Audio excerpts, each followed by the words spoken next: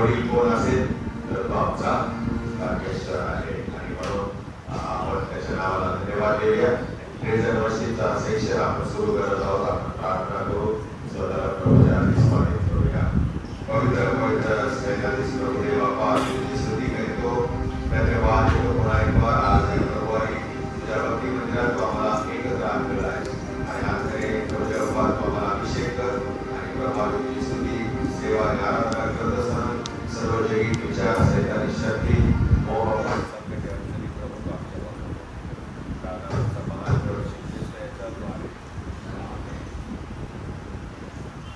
यावेळेला आपण सर्वजण देवाचा गौरव करणार आहे. ज्यांना उभं राहायचं आहे उभे राहू शकता.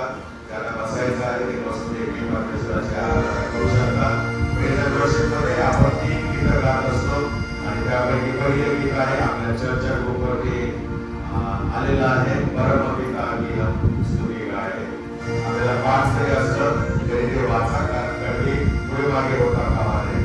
राईट. Hallelujah hallelujah.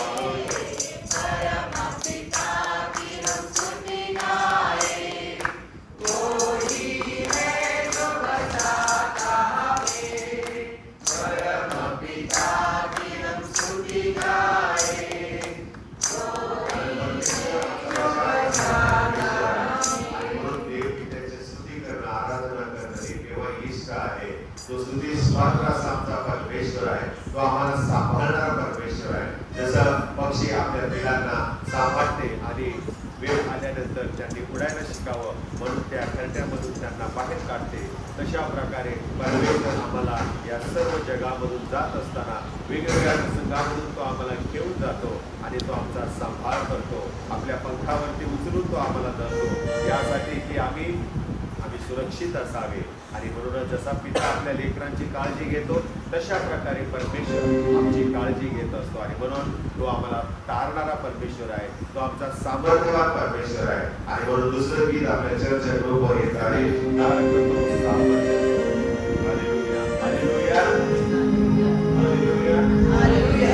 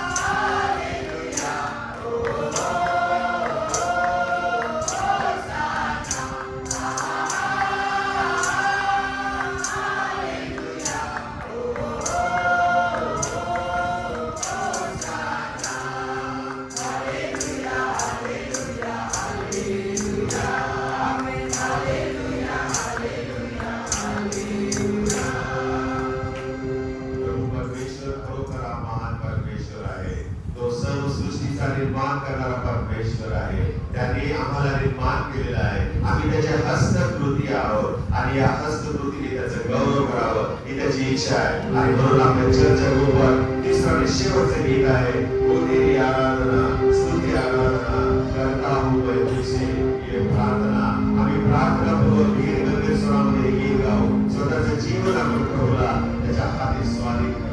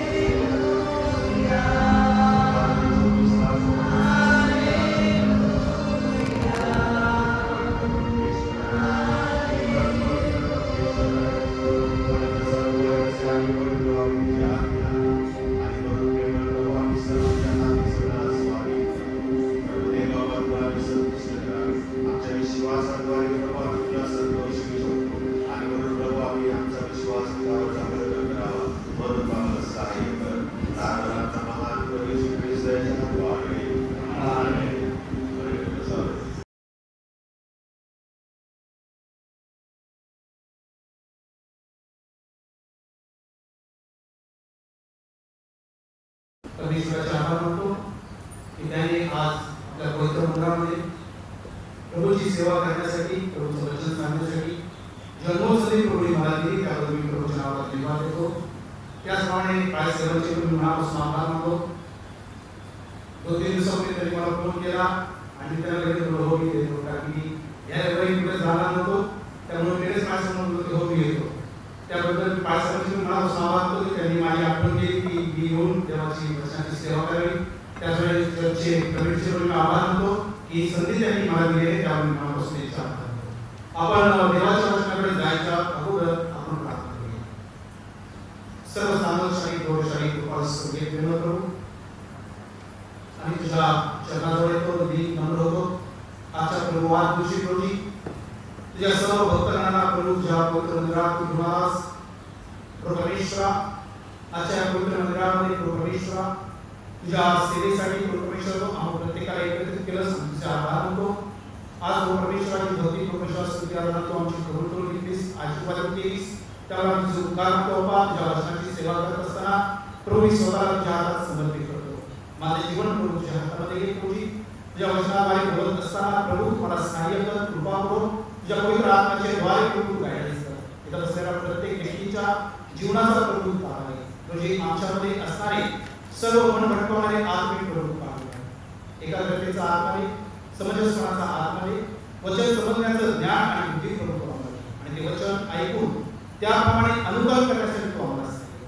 सर्व डिस्टर्बन्स प्रवेशच्या नावात प्रभू आणि प्रभू वचनाद्वारे तू आमच्याशी बोल, वचनाद्वारे प्रभू तू आमची काम कर, आणि प्रभू परमेश्वर आमच्या जीवनामध्ये ते वचन कार्य करण्यासाठी प्रभू तू बोल. ही प्रार्थना आमचा धन्यवाद प्रभू येशू ख्रिस्त याच्या पवित्र नावात मागतो, म्हणतो आमेन. सो प्रभूचं वचन आपण ऐकण्याच्या अगोदर सगळ्यात महत्त्वाची गोष्ट ही आहे की आज आपण जिवंताच्या भूमीवर जिवंत आहोत. ही केवळ देवाची कृपा आहे, देवाची योजना आहे की आज पण आपण या जिवंताच्या भूमीवर जिवंत आहोत. पुष्कळशी लोक आहेत जे आजचा दिवस बघू शकले, आजचं जग सोडून गेलेलं आहे, परंतु ही देवाची कृपा आपल्यावरती आहे की आज आपण देवाच्या मंदिरामध्ये देवाचं वचन, देवाची सेवा करण्यासाठी आलेलो आहोत. याच्या मागे परमेश्वराचा काय हेतू आहे? जर परमेश्वराने मला जिवंत ठेवलेलं आहे, जर परमेश्वराने मला या जगामध्ये ठेवलं आहे, याच्या मागे देवाचा काहीतरी हेतू आहे. आज आपण असंच इथे नाही है ना. प्रभूचं वचन सांगतं की परमेश्वराने आकर्षल्याशिवाय कोणी देवाच्या पाठी. आज प्रभूने आपल्याला निवडलेलं आहे. आज जरी आपण आदर्श पाहत आहोत, परंतु प्रभूच्या योजना मनुष्याच्या जीवनासाठी भल्याच्या असतात. त्या वचनाप्रमाणे प्रभू आपल्यासोबत काय बोलू इच्छितो, प्रभूने मला जर या जगात पाठवलेलं आहे तर त्याच्या योजना माझ्या जीवनासाठी काय आहे ते आपण जाणून घेणं आणि समजून घेणं फार गरजेचं आहे, आणि त्या वचनाप्रमाणे आपल्या जीवनाचं अनुकरण करणं फार गरजेचं आहे. प्रियांनो, आज जगामध्ये आपण पाहतो भरपूर लोक आहेत, करोडो लोक आहेत, परंतु परमेश्वराने फक्त आपल्याला निवडले आहे. परमेश्वराची योजना आहे, परमेश्वराची कृपा आहे की आज आपण जिवंतांच्या भूमीवर जिवंत आहोत. प्रभूच्या वचनाकडे जात असताना सर्वात महत्त्वाची गोष्ट मी आपण सांगतो, आपण जर प्रभू येशू ख्रिस्ताच्या जीवनाचा जो प्रवास किंवा त्याचं कार्य जर पाहिलं तर त्या कार्यामध्ये आपल्याला असं दिसून येतं की प्रभू येशू आपल्या सेवेमध्ये असताना, त्याच्या प्रत्येक कार्यामध्ये असताना त्याने प्रत्येक वेळेस आपला पिता परमेश्वराच्या प्रत्येक ठिकाणी त्यांनी गौरव केला. तो ज्या ज्या ठिकाणी प्रभूचं कार्य करत होता, ज्या ज्या ठिकाणी परमेश्वराचे सुवार्तेची तो घोषणा करत होता, त्या प्रत्येक ठिकाणी त्याने परमेश्वराचं वचन पूर्ण केलेले आहे. त्याने आपल्या पित्याचा गौरव केलेला आहे. त्याने त्या वचनाच्या द्वारे परमेश्वराचा आणि मनुष्याचा मेळ घडवून दिलेला आहे. परमेश्वर आणि मनुष्यामध्ये असणारी जी ओबीत आहे ती प्रभू येशू ख्रिस्ताने घडवून दिलेली आहे. आणि तो प्रत्येक वेळेस त्याच्या वचनात सांगत असताना तो प्रत्येक वेळेस काय म्हणतो की पित्याची इच्छा काय आहे हे मी जाणून घेतो व ती पूर्ण करत असतो. तर आपण सुद्धा आपल्या जीवनामध्ये जगत असताना, चालत असताना, कार्य करत असताना आपण सर्वात पहिलं प्रथम स्थान स्वर्गीय पित्याला देत आहोत. आपल्या सकाळी ज्यावेळेस आपण उठतो त्यावेळेस सगळ्यात पहिली व्यक्ती जी भेटणारी असेल तर ती आपल्याला आपला देव असतो. आता जग बदलत चाललेले, माणूस पहिले उठतो आणि पहिले मोबाईल हाताळतो, पहिले काय आलं. परंतु सगळ्यात महत्वाची गोष्ट आहे की आपण ज्यावेळेस झोपेतून आपले ज्यावेळेस डोळे उघडतात तर सगळ्यात पहिला जो शब्द असेल तो आपण थँक्स गिव्हिंग देवाचे केले पाहिजे, आपल्या परमेश्वराचे केले पाहिजे, आपल्या पित्याचे केले पाहिजे की खरोखर प्रभू तू रात्रभर सांभाळल्यास, आजचा सुदीर्घ दिवस दिलेला आहेस, आजच्या जीवनासाठी, माझ्या जीवनासाठी प्रभू तू काय योजना केली आहे, माझ्या जीवनात तू पूर्ण कर. आजच्या दिवसासाठी परमेश्वर तू माझ्या जीवनाच्या द्वारे काय करून घेऊ इच्छितो ते प्रभू तुम्हाला दाखव. प्रभू आजचा दिवस तू मला दिलेला आहे. हा दिवस माझ्या जीवनासाठी, माझ्या कुटुंबासाठी, माझ्या कार्यासाठी, माझ्या सेवेसाठी प्रभू तू आशीर्वाद कर. आणि ज्यावेळेस आपण सकाळी उठतो आणि पहिला जो भेटणारा व्यक्ती जर परमेश्वर आहे, प्रभू येशू आहे, तर त्या व्यक्तीचं पूर्ण दिवस प्रभू आशीर्वाद करत असतो. म्हणून आपण ज्या पण वेळेस सकाळी उठतो त्यावेळेस सगळ्यात पहिली जी व्यक्ती आपल्या झोपेतून उठल्या असेल ती म्हणजे आपला देव असणं फार गरजेचं आहे. आपला परमेश्वर असणं फार गरजेचं आहे. आपला पिता असणं फार गरजेचं आहे. आपला प्रभू येशू ख्रिस्त भेटणं हा फार गरजेचं आहे. पवित्र आत्मा आपल्याला भेटणं फार गरजेचं आहे. आणि ज्यावेळेस आपण प्रयत्नामध्ये चालतो त्यावेळेस आपल्या जीवनामध्ये कुठल्याही प्रकारचं अडथळा येत नाही. म्हणून प्रियानो, ज्या वेळेस आपण प्रभूच्या नावामध्ये उभा असतो त्यावेळेस प्रभू आपल्यासोबत उभा असतो. आपण देवाच्या वचनाकडे जात असताना आज मी तुमच्यासाठी जे वचन वाचतो ते आहे मत्तेय सुवर्तमान याचा 7वा अध्याय आणि 21वा वचन. मत्तेय सुवर्तमान याचा 7वा अध्याय आणि 21वा वचन. प्रभूजी असे म्हणणाऱ्यांना प्रत्येकाचा प्रवेश स्वर्गीय राज्यात होईल असे नाही, तर जो माझ्या स्वर्गीय पित्याच्या इच्छेप्रमाणे वागतो त्याचा. प्रभू ख्रिस्त स्वतः या ठिकाणी आपल्याला वचनाच्या द्वारे म्हणतो की प्रभूजी असे म्हणणारा प्रत्येकाचा प्रवेश स्वर्गीयच्या राज्यात होणार.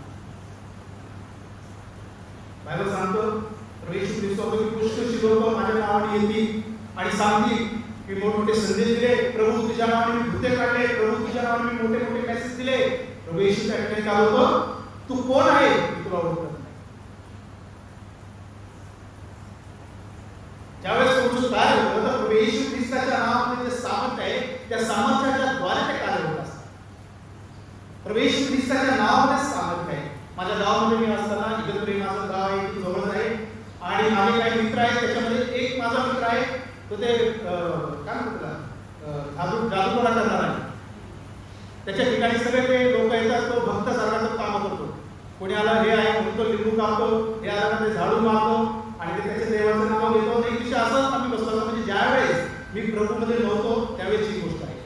आणि तुम्ही म्हणता असं अजून तुमच्या घरचे असे लोक येतात. ओके, मी ज्यावेळेस प्रभूमध्ये नव्हतो, जेव्हा माझे दिवस कॉलेजच्या दिवसामध्ये होते त्यावेळेस आम्ही बसलो असताना आम्ही असाच विचार काढला. तर तुझ्याकडे एवढे लोक येतात, एवढे लोक बसतात आणि तुझ्याकडे आल्याच्या नंतर तू ज्यावेळेस हे काही जादू उडा करतो, लिंबू कापत असेल, जे काही तू करत असेल, जादू मारत असेल, ते लोक बरे कसे होत असतात, हे काय कसं काय होत असतं. तर त्यावेळेस त्यांनी मला एक गोष्ट सांगितली, तो माझ्या घरामध्ये जे देवाचे फोटो होते ना त्याच्यामध्ये प्रभू येशूचा पण फोटो आणि मी ते बोलत असताना मी बोलतो प्रभू येशूच्या नावाने लिहून जा. म्हणजे प्रियानो, कुठलीही व्यक्ती असो पण ज्या वेळेस तो प्रभू येशूच्या जवळ राहतो, प्रभू येशूच्या नावामध्ये राहतो, प्रभू येशूचं नाव घेतो, ते कार्य होतं. म्हणून जेव्हा सत्य सांगते की परमेश्वराचं नाव घेतो घेऊ नको. आणि त्या ठिकाणी त्याला खरोखर ही गोष्ट खरी आहे. आणि त्यांनी तिथं बघितलं, मी स्वतः बघितलं, त्या सगळ्या त्याच्या देवाचे फोटो त्या येशूचा फोटो लावून ठेवतो. तो म्हणतो येशू बाबाच्या नावाने बोलत असतो.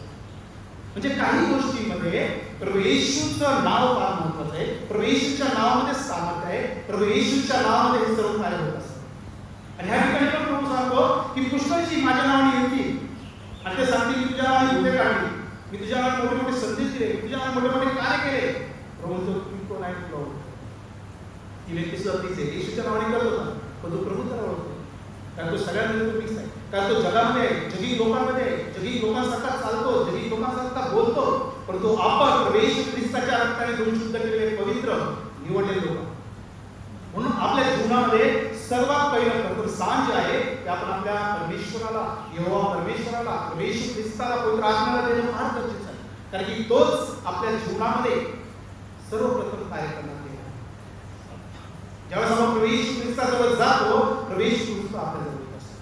म्हणून आपल्याला परमेश्वराजवळ जाणं फार गरजेचं आहे.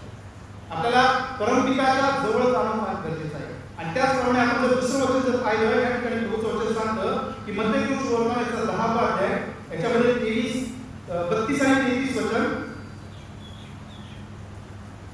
या ठिकाणी प्रभूचं वचन आपल्याला सांगतं, जो कोणी मला माणसांसमोर पत्करेल त्याला मी आपल्या स्वर्गातील पित्यासमोर पत्करेल.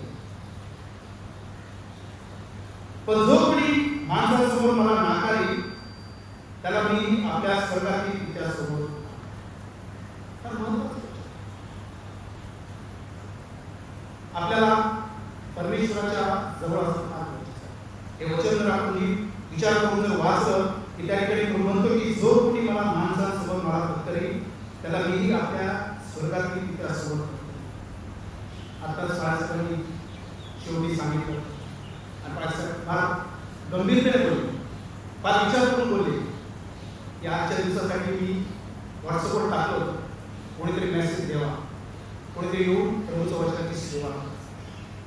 ज्यावेळेस आपण आपल्या लोकांसोबत प्रभूची सेवा करण्यासाठी उभं राहतो त्यावेळेस आपल्याला मार्गदर्शन करतो. त्या वचनाचा जर आपण अर्थ पाहिला की जो कोणी मला माणसांसमोर, आपल्या मंडळीसमोर, आपल्या लोकांसमोर इथे येऊन वचन सांगण्यासाठी घाबरत असेल तर प्रभूचं वचन आपल्याला सांगतो की स्वतः काय करेल त्याला. प्रभूचं वचन बायबल सांगतं की ही सेवा प्रत्येकाला प्रभूने दिलेली आहे. सुवार्ता सांगण्याची ही सेवा प्रभूने प्रत्येकाला दिलेली आहे. देवाचं वचन सांगण्याची सेवा ही प्रभूने प्रत्येकाला दिलेली. चर्चचे पाच झाले म्हणून त्यांची सेवा नाही की त्यांनी सुवार्ता त्यांनी मेसेज द्यायचा. सुवार्तिक त्याची सेवा नाहीये की जाऊन फक्त सुवार्ता सांगायची, देवाचं वचन सांगायचे. हे देवाची निवडलेले दास आहेत, त्यांची सेवा नाही. प्रभूचं वचन सांगते ज्यांनी प्रभू येशू ख्रिस्ताचा स्वीकार केला, ज्यांना प्रभूचं वचन कळालं आहे, प्रभू म्हणतो की सुवार्ता सांगण्याची, देवाचं वचन सांगण्याची ही प्रत्येकाला प्रभूने दिलेली सेवा आहे. आपण स्वतःचं आत्मपरीक्षण केलं पाहिजे. प्रभू हे वचन जर मी वाचतो, हे जर वचन मी ऐकतो आणि मी जर हे वचन जर लोकांना सांगत नाही तर प्रभूचं वचन सांगतं की जो कोणी माणसासमोर मला नाकारेल त्याला मी आपल्या पित्यासमोर.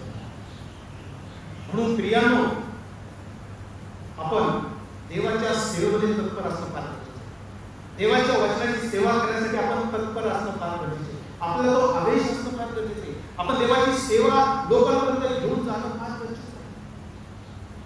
जोपर्यंत आपण देवाची सेवा करत नाही, जोपर्यंत आपण देवाचं वचन लोकांपर्यंत घेऊन जात नाही, तोपर्यंत त्या लोकांना सुवार्ता सांगणार नाही. जगामध्ये पुष्कळशी लोक आहेत की ज्यांना अजून प्रभू ख्रिस्त कोण आहे माहित नाही.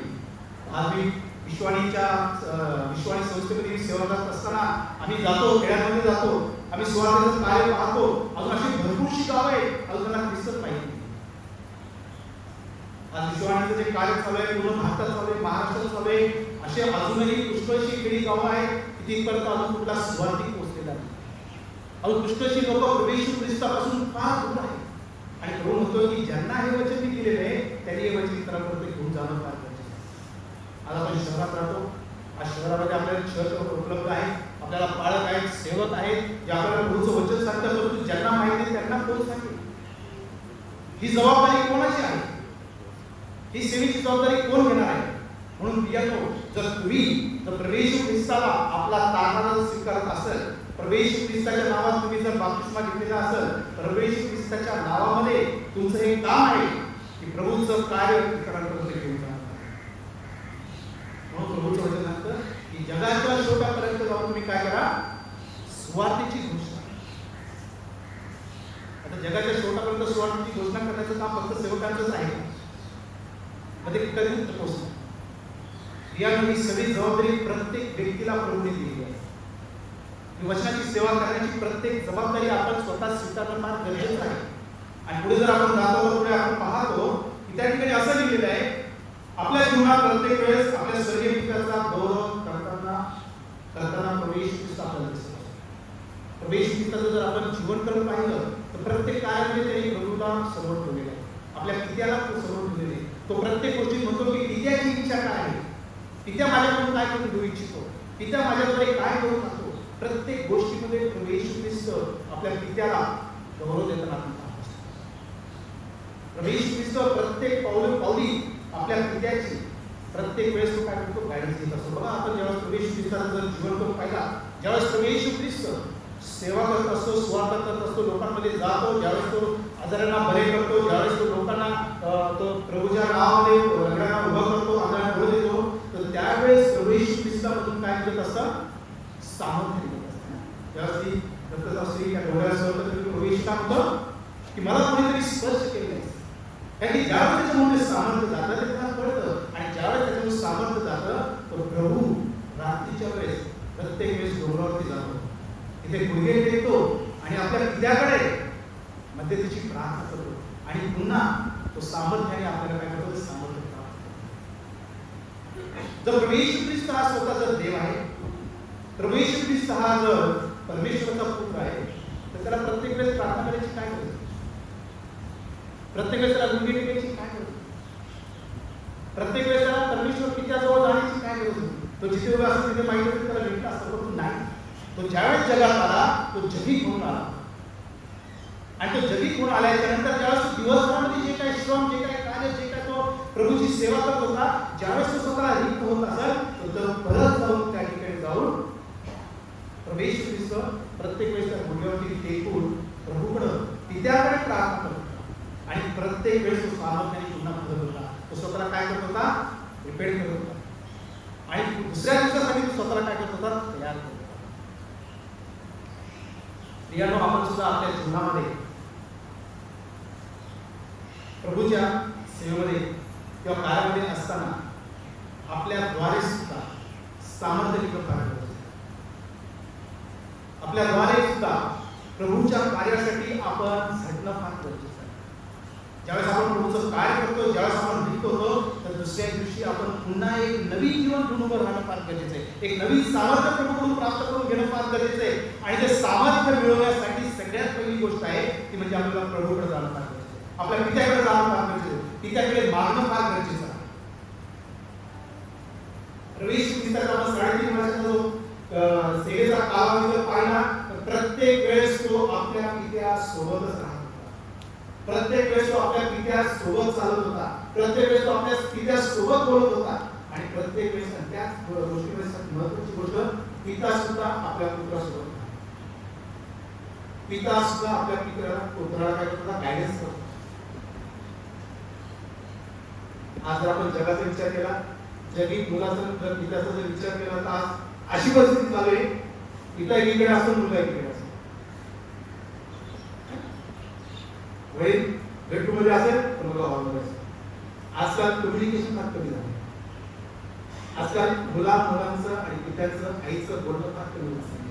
कारण की आज जगामध्ये सर्वजण जगाच्या मोहामध्ये जगी गोष्टीमध्ये इन्व्हॉल्व झालेले आहे. जगी गोष्टीचा त्यांना मोह झालेला आहे. म्हणून पियानो आपल्या जीवनामध्ये सगळ्यात पहिलं स्थान आपण पित्याला पण दिलं पाहिजे.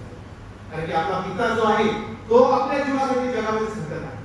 तो आपल्या कार्यासाठी जगामध्ये काम करत आहे. आपण जर पुढे गेलो तर ते तर आपण पाहतो की त्याप्रमाणे आपण आपल्या पित्याला, वडिलांना कशा रीतीने बघतो.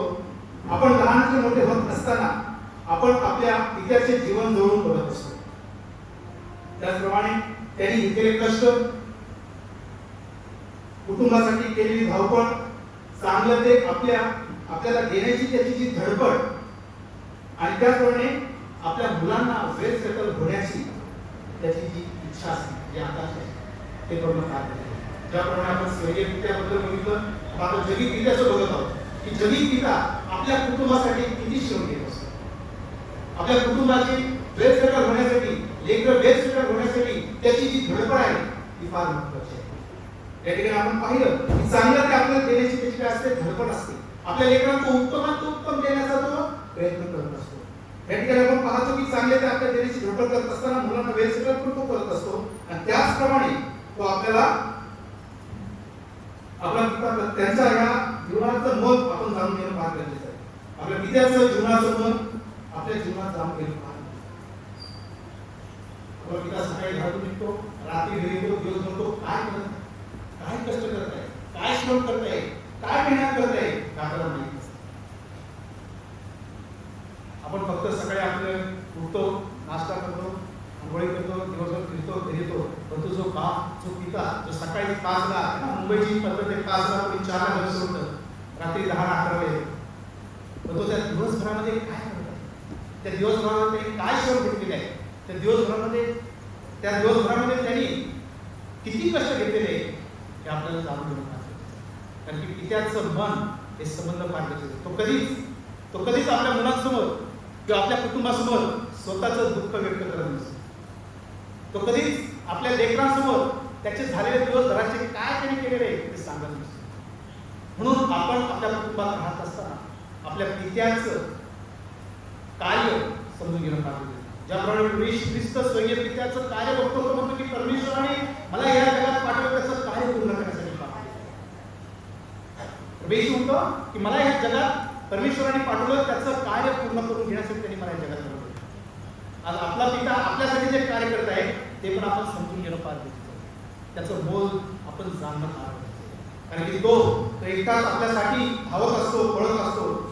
त्याचप्रमाणे जर आपण पुढचं वचन जर पाहिलं, त्याचप्रमाणे जर आपण पहिल्या स्वर्गीय पित्याची इच्छा जाणून घेतो आणि त्यात तो प्रवेश पूर्ण करत असतो.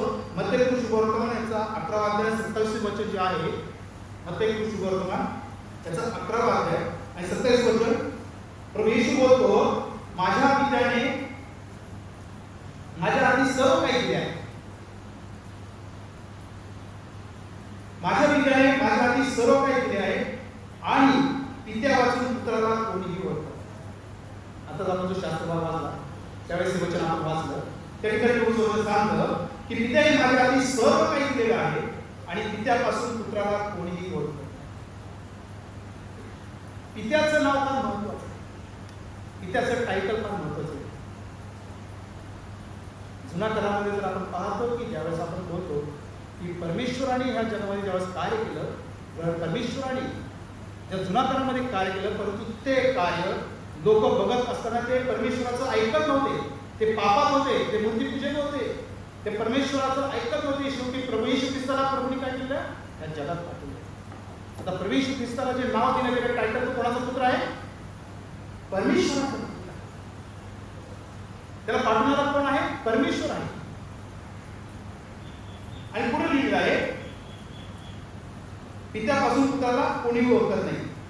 जर आपण पाहिलं आपल्या देशाची परंपरा, जर आपण पाहिली भारताची परंपरा, मुलाला ज्यावेळेस शाळेत टाकतात किंवा ज्यावेळेस त्याचं बर्थ सर्टिफिकेट बनतं, त्याच्यावरती मुलाचं नाव लिहिलं जातं आणि त्याच्यासोबत हा मुलगा कोणाचा आहे. आता आईचं नाव लावावं लागेल, पण याच्या अगोदर वडिलांचं नाव कंपल्सरी लावावं लागतं. आणि आता पण लावावं लागतं, कारण की हा मुलगा कोणाचा आहे, या मुलाची ओळख कोण आहे, त्याची वडील आहे. हा कोणाचा मुलगा आहे, त्या मुलाची ओळख वडील आहे. आणि त्याच वेळेस मुलाचं पूर्ण नाव तयार होतं. म्हणजे मुलाला जगामध्ये सुद्धा जी ओळख द्यायची आहे ती आपल्या पित्यापासूनच द्यावं लागते. पित्याचं नाव लावलं नाही तर काय होईल? हा मुलगा कोणाचा आहे? फक्त त्याने स्वतःचं नाव लिहिलं, शेवटी आडनाव लिहिलं, तर सर्व लोक विचार पडतील की नेमका हा मुलगा कोणाचा आहे, त्याच्या वडिलाचं नाव काय. म्हणून आपल्या जीवनामध्ये पित्याला फार महत्व आहे. आपल्या जीवनामध्ये आपल्या वडिलाला फार महत्व आहे. आणि ह्या ठिकाणी आपण पाहतो,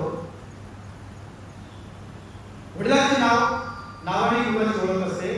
म्हणून आपल्या जीवनात पित्याचे मोल फार महत्वाचे आहे. देवाचं वचन आपल्याला सांगतं, मत्तेय शुभवर्तमान याचा 18 अध्याय 14 वचनामध्ये, मत्तेय शुभवर्तमान याचा 18 अध्याय 14 वचनामध्ये, या लहानातील एकाचाही नाश व्हावा अशी तुमच्या सर्वांची पित्याची इच्छा आहे. तसेच आपला जगी पिता पण आपल्या मुलांना चांगलं वळण लावतो किंवा लावण्याचा तो काय करत असतो? प्रयत्न करत असतो. त्याच्या मागचं कारण काय आहे? कारण की प्रभूच वचन याकडे सांगते की स्वतःची पित्याची इच्छा जाणून घेणं फार गरजेचं आहे. आपल्याला आपला मुलगा बाहेर काय करतो, त्याचप्रमाणे कोणासोबत फिरतो, त्याचप्रमाणे त्याचे कोण मित्र आहेत, त्याचप्रमाणे त्याची संगती कुठल्या मुलांसोबत आहे, त्याचे मित्र कसे आहेत, वाईट मुलांसोबत राहतो का, हे सर्व लक्ष आपला पिता आपल्या मुलांकडे देत असतो. देवाचं सांगतं की या लहानातील एकाचाही नाश व्हावा तुमच्या सर्वांची पित्याची इच्छा. प्रभू सांगते की लहानाचा पण नाश होऊ नये, ही देवाची इच्छा आहे. ह्याचप्रमाणे पित्याची पण हीच इच्छा आहे की माझा मुलगा वाईट वर्णाला जातो, माझा मुलगा वाईट संगतीला नाही, माझ्या मुलांची मैत्री कोणासोबत आहे, माझा मुलगा कोणासोबत उठतो, कोणासोबत बसतो, हे सर्व लक्ष पिता देत असतो. ही संपूर्ण काळजी पिता करत असतो. ही संपूर्ण जबाबदारी पिता घेत असतो. आणि त्यामुळे हे सर्व लक्ष आपला पिता आपल्या मुलांवर ठेवत असतो. आपण आपल्या आयुष्यात आपल्या आई आणि वडिलांचा मान देखील राखणं फार गरजेचं आहे. ज्यावेळेस आपण चुकीच्या गोष्टी करतो, ज्यावेळेस आपण चुकीच्या मार्गाने जातो, है ना. लहानपणी मला असं वाटत नाही की इथं रस्त्याच्या कुठल्याच व्यक्तीने आपल्या आईवडिलांचा मान असला. प्रत्येकाने मार खाल्लेला असेल. मारलं केव्हा जातं? ज्यावेळेस ज्यावेळेस आपण काहीतरी चुकीचं काम करतो त्याच वेळेस आपल्याला आपले आई वडील मारतात. ते मारण्याच्या मागचा हेतू काय असतो? तर मारण्याच्या मागचा हेतू असतो की ही जी काही तू चूक केलेली ही परत तू करू नये म्हणून ती तुला शिक्षा. आणि या ठिकाणी आपण पाहतो नीतिसूत्र याचा 23वा अध्याय आणि 13वे वचन या ठिकाणी असं सांगतं की मुलास शिक्षा करण्यास अन्मान करू नकोस, कारण त्याला छडी मारल्याने तो मरणार नाही. छडी का मारण्यास सांगितले? देवाने त्याचं कारण पुढे दिलेलं आहे. अधोलोकापासून, नाशापासून, वाईट कृत्यापासून, वाईट संगतीपासून, नाशाच्या मार्गापासून, पापाच्या बंधनापासून त्याचा जीव वाचावा म्हणून आपले वडील, आपली आई आपल्याला काय करतात? तेव्हाच कसं सांगितलं की आपले लेकरं वाईट मार्गात जाऊ नये, नाशामध्ये जाऊ नये, शैतानाच्या बंधनामध्ये अटकू नये म्हणून आपल्याला आधीच आपले वडील किंवा आपली आई आपल्याला काय करते? त्याच्यापासून लाभ होते, आपल्याला शिक्षा करते. देवाचं वचन आपल्याला नीतिसूत्रामध्ये तेच सांगत आहे. त्या ठिकाणी असं आपण सांगतो की आपल्या मुलास शिक्षा करण्यास अन्मान करू नकोस. हे देवाचं वचन आपल्याला सांगते की प्रभू स्वतः तिथं सांगतोय की आपल्या लेकरांना मारण्यासाठी तू अन्मान करू नकोस, कारण त्याला छडी मारल्याने तो मरणार नाही. छडी का मारतो? कारण की तो वाईट मार्गात असतो. त्याला व्यवस्थित मार्गामध्ये, चांगल्या रीतीमध्ये चालवण्यासाठी आपल्याला आपले आई वडील हे शिक्षा देतात. आपण पुस्तकांकडून ऐकतो, लहानपणी पण आपण ऐकतो आपल्या आई वडिलांना चांगले वळण लावले.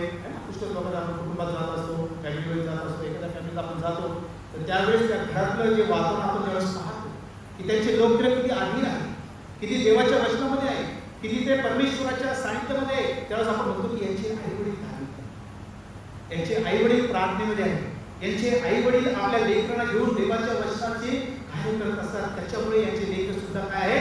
धार्मिकतेमध्ये वाढले.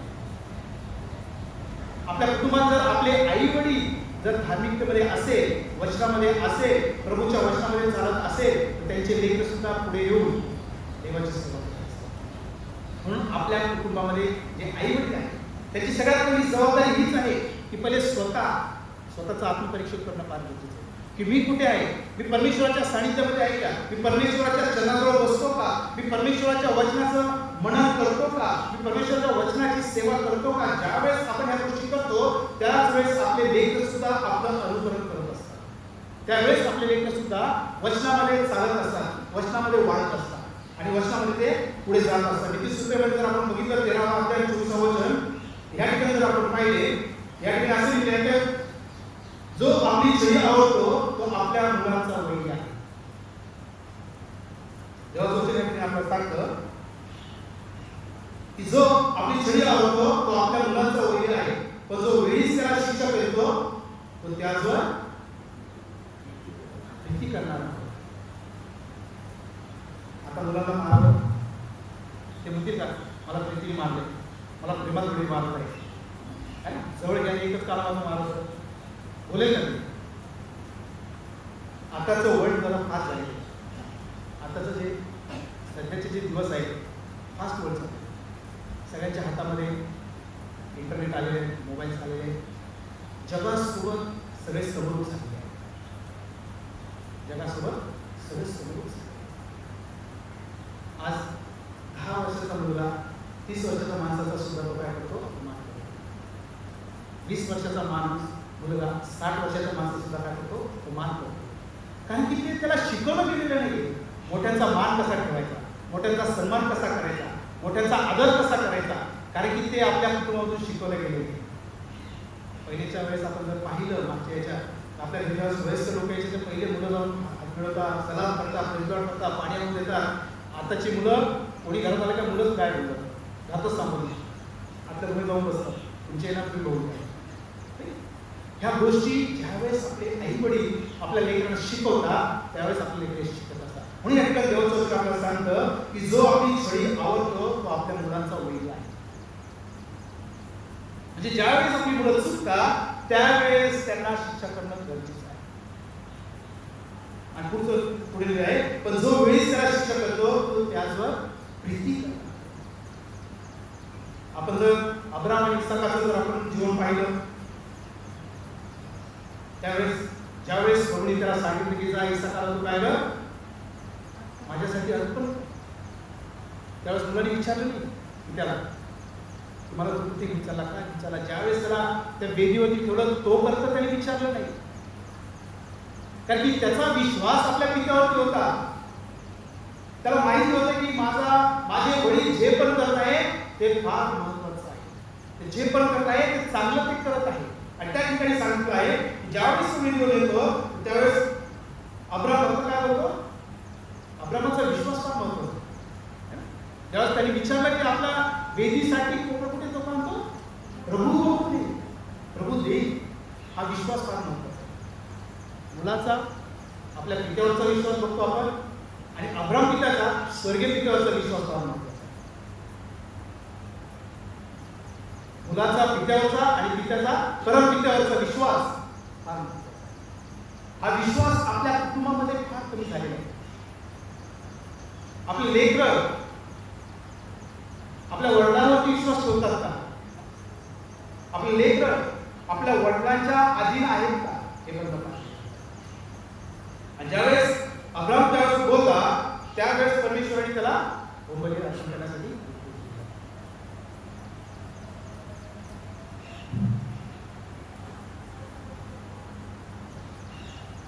त्याचप्रमाणे आपण जर उदळपुत्राचं उदाहरण जरी पाहिलं त्या ठिकाणी सुद्धा आपण पाहतो की नाही, उदळपुत्र आपण सर्वस्व घेऊन निघून जातो, परंतु ज्यावेळेस तो येतो त्यावेळेस त्याला त्याचा पिता हे विचारत नाही तू त्या दिवसात काय केलं, तुम्ही कुठलं पाप केलं, तुम्ही कुठलं कार्य केलं, हे काहीच विचार नाही. फक्त त्याने पाहिले की माझा पुत्र आलेला आहे, त्याला बोलवलं, त्याला चांगला जगा घाला, त्याला अंगठी घाला, कारण की माझा जो हरवलेला तो मला आज भेटलेला आहे. हे पित्याचं पुत्राचं प्रेम आहे.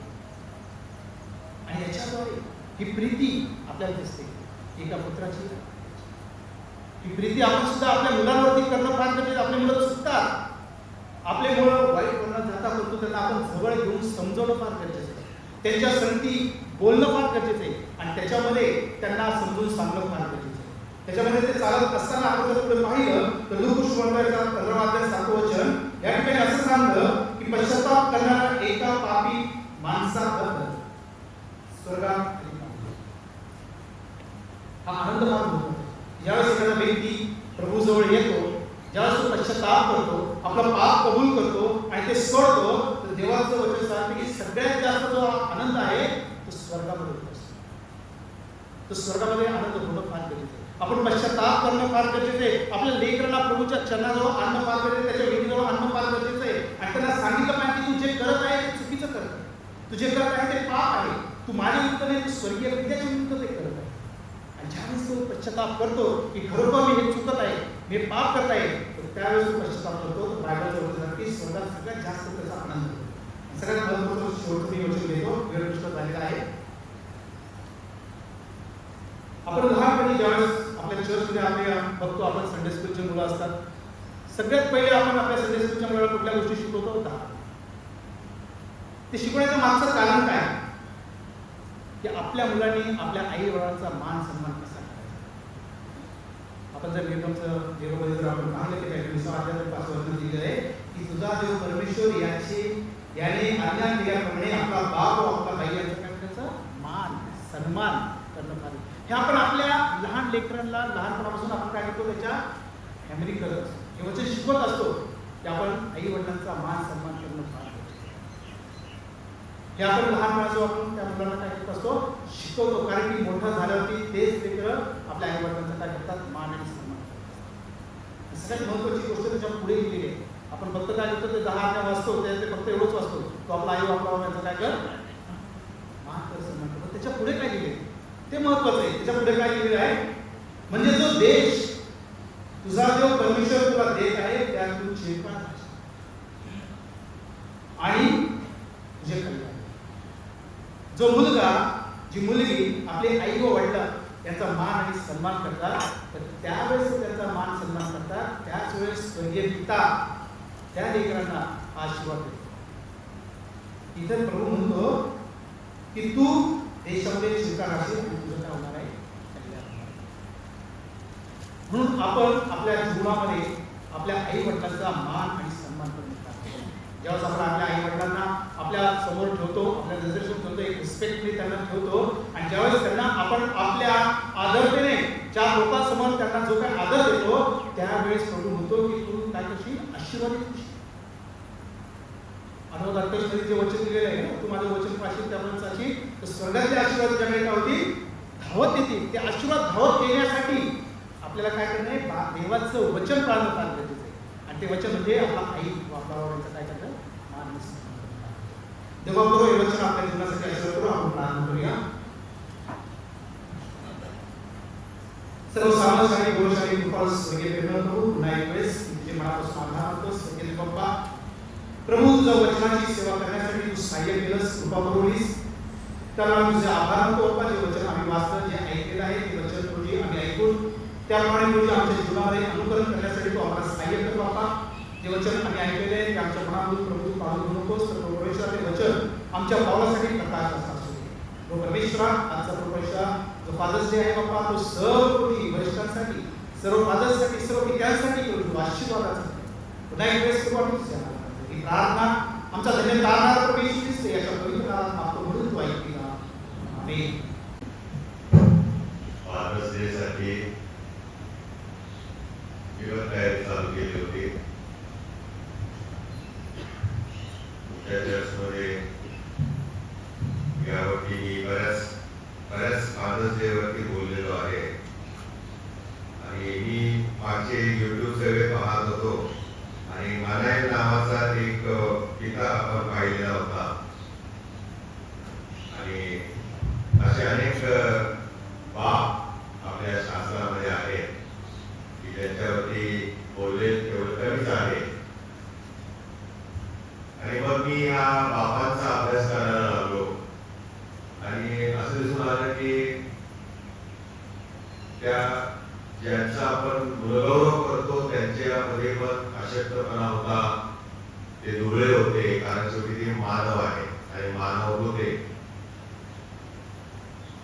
आणि मग पहिला बाप आदाम दाखवला ज्याच्याद्वारे सर्व सृष्टीची निर्मिती परमेश्वराने केली. आणि त्याने कसं पाप केलं, त्याच्याद्वारे कसं पाप झालं. त्याच्यानंतर अब्राम हा बाप आम्हाला दिसतो जो खोटं बोलला, तर तो विश्वासाचा जनक झाला, पिता झाला. मग आम्हाला अनेक पाप आढळतात. आता मी प्रत्येकाचं नाव घेत बसणार नाही. मागे पण मी बोललो होतो, दावीद नावाचा एक बाप होऊन गेला, चांगला प्रशासक होता, पण व्यभिचारी बाप होता.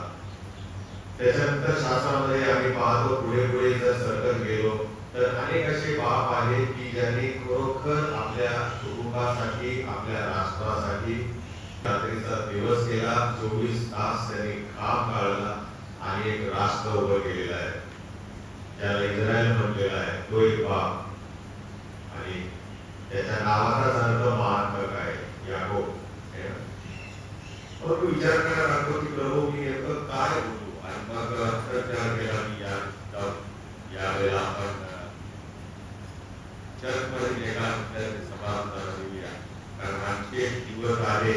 माझं क्षेत्र काय चालू आहे. कमिटीला सांगितलेलं आहे, आपण पैसे अंदाज घेतलेला आहे. माईकला किती पैसे लागणार त्याचा अंदाज घेऊन चर्चला अनाउन्समेंट केली आहे. पैसे आलेले आहेत आणि ताबडतोब PACC चर्चमध्ये आली पाहिजे. सेक्रेटरी सांगितलेले आठवड्यामध्ये घेतो म्हणून. आणि माझी आशा आहे की या महिना अखेरपर्यंत आपल्या चर्च PACC येणार आणि खास राहणार आहोत.